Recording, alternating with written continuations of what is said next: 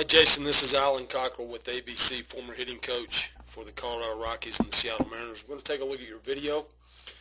First thing I always look at, Jason, is we want to try to maintain balance. And in setup, it's good to have our knees inside of our feet.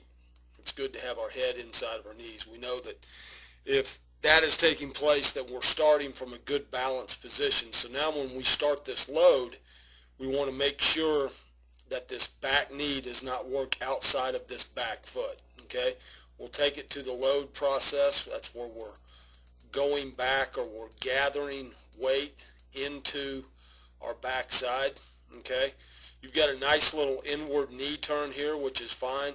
I just would like for you to keep just a little bit of bend in this back knee right here, so that we can absorb this weight into the inside part of our back leg. If we get a little stiff with this back leg, we have a tendency to either get our weight on top of this thigh rather than on the inside part of this thigh, or we have a tendency to want to push forward with our body. Our body will want to go in this direction, okay, when we get back there and we get loaded. So would like to see just a little bit more bend in that back knee, okay. The next part of the load phase or process is, I'm sure you've heard, get your foot down. Well, it's not until this back heel firmly plants into the ground am I fully loaded. You know, most people, yourself included, land with this front toe first, but it's not until that back heel lands and plants into the ground, as we are right here, are we fully loaded. Okay, now there's a few other things that we start to look for.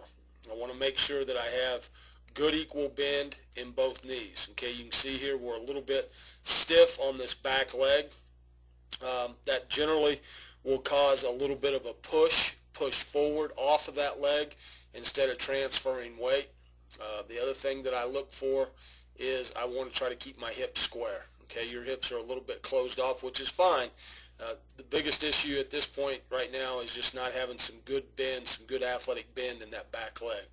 Okay, the other thing that I look for, and this is a big one, when the stride foot lands, or when the stride heel plants, we want to try to keep this stride foot at 45 degrees or less. You can see that you're at 59, and what happens when we get at 59 degrees, or we get over 45, more open than 45, we have a tendency to want to start our swing with this front hip flying open.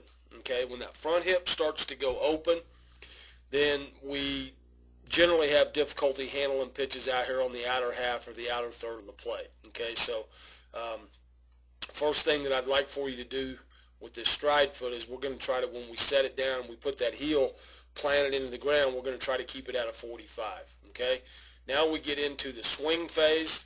All right, when that heel plants, the head is going to stay perfectly still. It does not go forward anymore.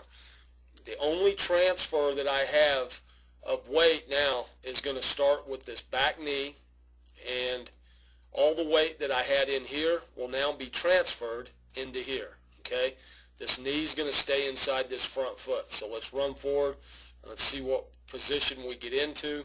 Okay, you can see here we're starting to go forward a little bit. You can see this front knee getting out over this front foot, and you can see your head starting to move forward out of the circle.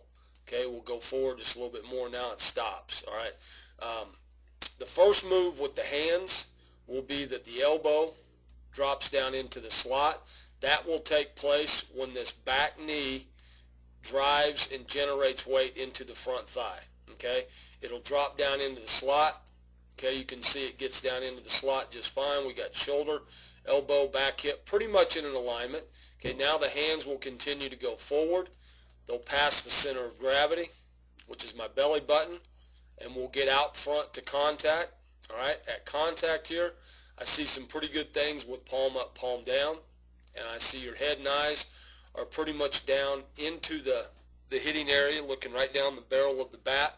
Biggest thing for me at this particular time is this front knee has gotten out over our front foot.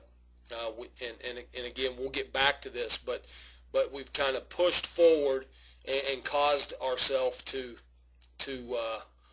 get forward and not really stay inside that front knee or stay inside that front foot, so that we've got good drive and something to hit into. Okay, we'll continue to run forward just a little bit. We get past contact here. I'd like to see the barrel of the bat pointing straight at the pitcher. That's good extension.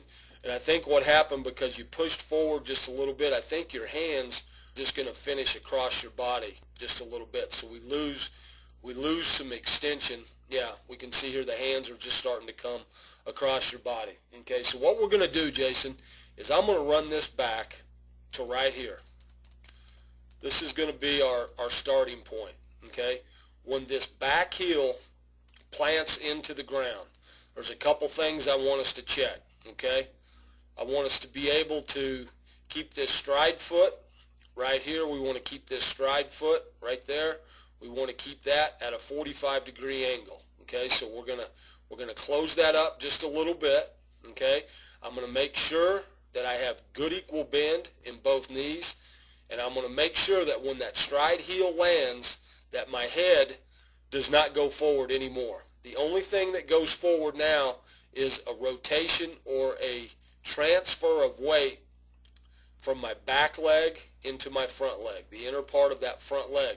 This knee is going to stay inside that foot.